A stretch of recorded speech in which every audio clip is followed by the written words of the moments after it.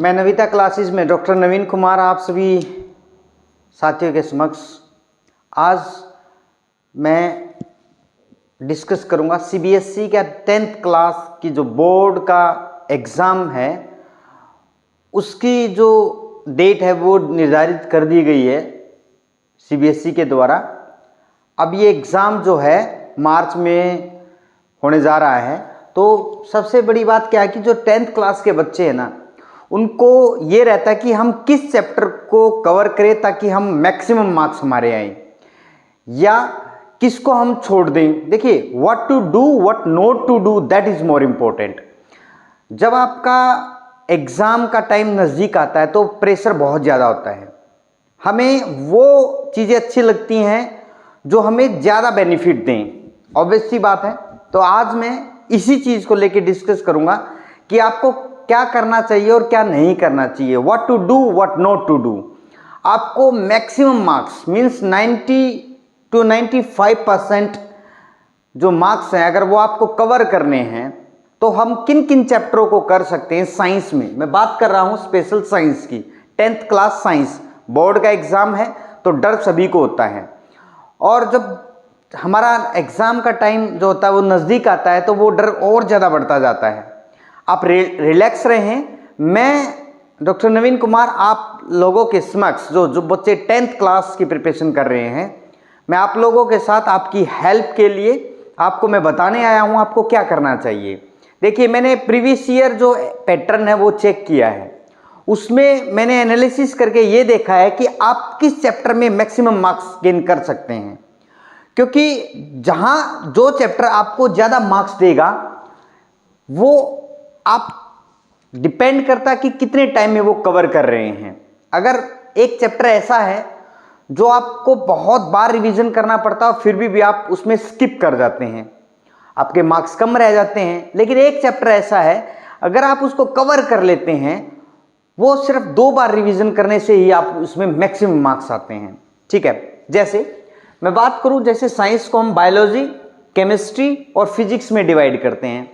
अब जो बच्चे बायोलॉजी को पसंद करते हैं, ऑब्वियसली है कि उनकी फिजिक्स थोड़ी सी कम होती है, ठीक है, और जो केमिस्ट्री को पसंद करते हैं उनकी फिजिक्स थोड़ी सी मजबूत होती है।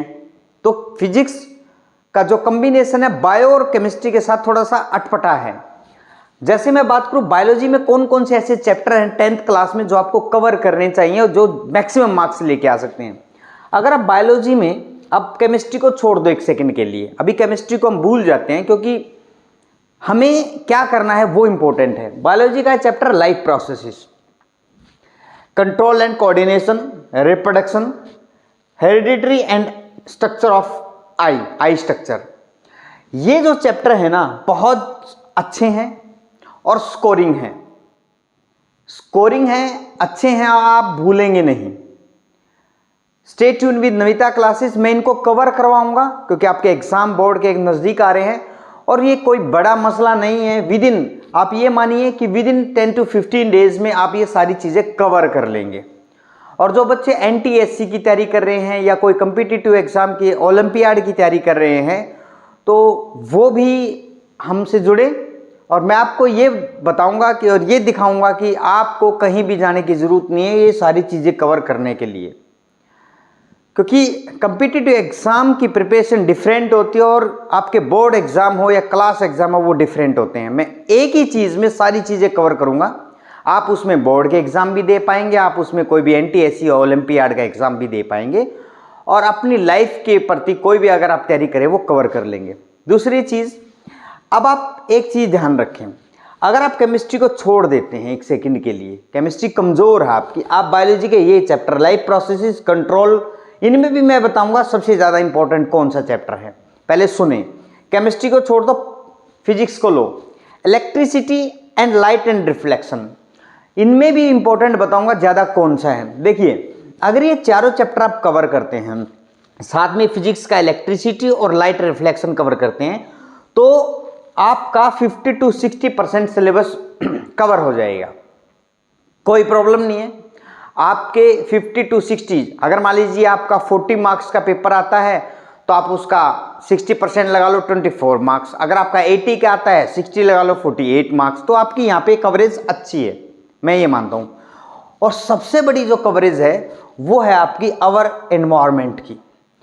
इनके साथ में 1 2 3 4 5 6 7 और साथ में ये आपका अवर एनवायरनमेंट, अगर आप ये कवर कर लेते हैं तो आप बहुत अच्छे मार्क्स लेके आ सकते हैं और आपका एग्जाम अच्छा जाएगा साइंस का। क्यों? क्योंकि किसी बच्चे की केमिस्ट्री हो सकता है वो वीक हो। अब मैं साथ में लेके चलता हूं केमिस्ट्री को। अगर केमिस्ट्री में आपको chemical reaction, acid and base and salt, metal non metal, carbon and its compound, इन चारों में भी मैं बताऊंगा सबसे ज़्यादा इंपॉर्टेंट क्या है। अगर आप इसके साथ में इन चैप्टरों को भी कवर करते हैं तो आपका सिलेबस बहुत अच्छे से कवर हो जाएगा। 95% आप कवर कर रहे हैं। को जो मैंने छोड़ दिए हैं उनको एक सेकंड के लिए छोड़ दी, क्योंकि हो सकता है उनमें से बहुत कम आए और वो तो वैसे भी निकल जाएगा। आपकी जनरल नॉलेज इनमें अच्छी हो गई है तो वो बहुत ईजी से निकल जाएगा। अब देखिए, मैं बात करूं बायोलॉजी में, सबसे जो आपका स्कोरिंग चैप्टर है वो आपका पहला चैप्टर, तीसरा चैप्टर एंड हेरिडिटरी। और इनमें भी सबसे ज़्यादा इंपॉर्टेंट जो है वो ये चैप्टर है। ये वाला चैप्टर ना छोड़े कोई भी बच्चा। साथ में ये वाला जो चैप्टर है ये बहुत इंपॉर्टेंट है। और ये अगर आप मुझे ये बोले कि सर आप किसको ज़्यादा हमें कवर करना चाहिए, रिवीजन बार बार करना चाहिए, मुझे ऐसा लगता है ये 2 चैप्टर ऐसे हैं जिनको आप बहुत अच्छे से कर सकते हैं और बहुत अच्छे मार्क्स आएंगे आपके। ठीक है, एक सेकेंड के लिए कंट्रोल एंड कोऑर्डिनेशन अगर आप छोड़ भी रहे हैं तो आप इन 3 चैप्टरों को बहुत अच्छे से करके जाए। साथ में आई वाला जो है ये करके जाए। ठीक है, उसके बाद फिजिक्स में ये चैप्टर ऐसा है बहुत ज़्यादा स्कोरिंग है। इस चैप्टर को तो आप ना छोड़े, इसको तो आप मैक्सिमम प्रैक्टिस करें इस चैप्टर की। लाइट रिफ्लेक्शन आप करके जाएं, बट ये सबसे ज़्यादा इंपॉर्टेंट चैप्टर है इलेक्ट्रिसिटी का। ठीक है, ये चैप्टर ऐसा है बहुत ज़्यादा स्कोरिंग चैप्टर है, बहुत अच्छा चैप्टर है। अगर आपको एक बार समझ में आ गया ये चैप्टर तो आप कभी नहीं भूल पाएंगे इसको। मैं आपको इस चैप्टर की एक जब भी क्लास लूंगा तो इसकी झलक दिखाऊंगा कि आप बहुत चीज़ें इजी से निकालेंगे। जैसे आज मैं आपको लाइफ प्रोसेस का एक एग्जांपल देना चाहूँगा। उसके बाद केमिस्ट्री में क्या है, सबसे इंपॉर्टेंट जो चैप्टर है वो आपका कार्बन एंड इट्स कंपाउंड। ये बहुत इंपॉर्टेंट चैप्टर है, इसको मैक्सिमम रिवीजन करें, ज़्यादा प्रैक्टिस करें इस चैप्टर की। उसके बाद अगर मैं इसको वेटेज दूं, उसके बाद आता है क्या सेकंड नंबर पे ये वाला चैप्टर केमिकल रिएक्शन का, थर्ड नंबर पे आता आपका एसिड बेस और फोर्थ नंबर पे आता आपका मेटल एंड नॉन मेटल। ठीक है, तो ये देखिए मैंने इनमें भी डिवीजन कर दिया कि आपको कौन सा करना बायोलॉजी में सबसे ज़्यादा इंपॉर्टेंट ये है, उसके बाद ये है, उसके बाद ये है। इन फिजिक्स में आपका इलेक्ट्रिसिटी है, मैग्नेटिज्म का भी है। हो सकता है किसी बच्चे का मैग्नेटिज्म अच्छा ना हो तो मैग्नेटिज्म को आप वेटेज लेके चलें। इलेक्ट्रिसिटी चैप्टर आप अच्छे से कवर करें। केमिस्ट्री में आप सबसे टॉप पोजीशन में कार्बन कंपाउंड को रखें। ठीक है, सेकंड पोजीशन पे केमिकल रिएक्शन को रखें, थर्ड पोजीशन पे एसिड बेस साल्ट को रखें, फोर्थ पोजीशन पे आपके मेटल नॉन मेटल को रखें। अगर आप ये सारी चीज़ें कवर करते हैं तो आपका 90 to 95% सिलेबस कवर होगा। ठीक है, सबसे इंपॉर्टेंट अगर आप बात करें चैप्टर की, वो इनमें से जो बच्चे ये चाहते हैं कि बस मैं पास हो जाऊं, अब ये था मेरिटोरियस स्टूडेंट के लिए। जो बच्चा मेरिट में आना चाहता है, डिस्टिंक्शन के साथ पास होना चाहता है और वो बोर्ड में कोई ना कोई पोजीशन लाना चाहता है या NTSC ओलंपियाड में प्रिपरेशन करना चाहता है, ये तो था उनके लिए। अब जो बच्चा सिर्फ पास होना चाहता है उसके लिए सुन ले क्या करें। ओनली 33% जो लाना चाहता है, 33 to 40% जो बच्चा लाना चाहता है, आप पास किन किन चैप्टर में होंगे वो सुन ले। सबसे पहला चैप्टर ये रट के जाए जो बच्चा सिर्फ पास होना चाहता है। दूसरा चैप्टर अगर उसको हेरिडिटी नहीं आती है, प्रॉब्लम हो रही है, तो ये छोड़ दे क्योंकि हो सकता है उसकी नॉलेज में ना हो। दूसरा ये रट के जाए वो अच्छे से। तीसरा चैप्टर ये रट के जाए। ठीक है, उसके साथ में इलेक्ट्रिसिटी का 4th चैप्टर रट के जाए और 5th चैप्टर जो उसका क्या है, कार्बन एंड इट्स कंपाउंड रट के जाए 5। और सबसे ज़्यादा इंपॉर्टेंट क्या है, केमिकल रिएक्शन है। अगर ये बच्चा 6 चैप्टर भी करके जाता है तो वो 33 to 40% लेके आ सकता है।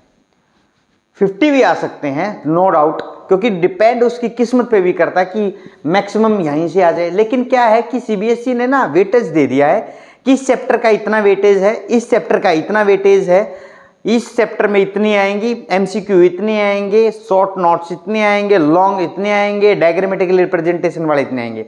तो इसलिए थोड़ा कंफ्यूजिबल होता है।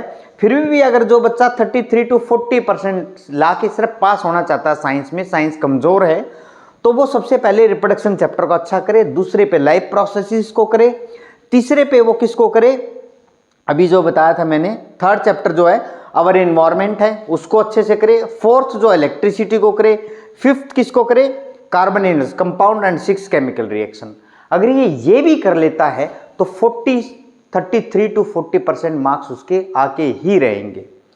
इसी के साथ stay tune with Navita classes.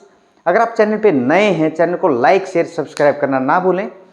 मैं आपको जो 10th क्लास की बच्चे हैं प्रिपरेशन कर रहे हैं, मैं आपको जो अभी प्रिपरेशन स्टार्ट करवाऊंगा वो बायोलॉजी से, देन हम केमिस्ट्री कवर करेंगे, देन हम फिजिक्स कवर करेंगे।